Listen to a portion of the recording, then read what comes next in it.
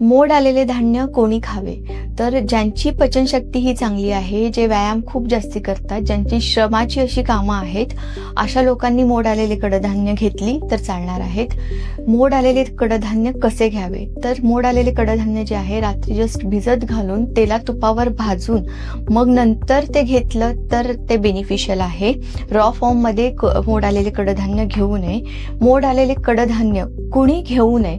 तर ज्यांची पचनशक्ती कमी आहे, ज्यांना अजीर्ण आहे, ज्यांना कॉन्स्टिपेशन आहे, आम्लपित्त आहे, अशा व्यक्तींनी मोड आलेले कडधान्य घेऊ नये. शिवाय ज्यांना डोळ्यांचे प्रॉब्लेम आहेत, चष्मा आहे, अशा व्यक्तींनी मोड आलेले कडधान्य घेऊ नये. जे लहान मुलं आहेत आणि जे वृद्ध असे आहेत, ह्या लोकांनीही मोड आलेले कडधान्य घेऊ नये, कारण पचनशक्ती ही यांची खूप कमी असते.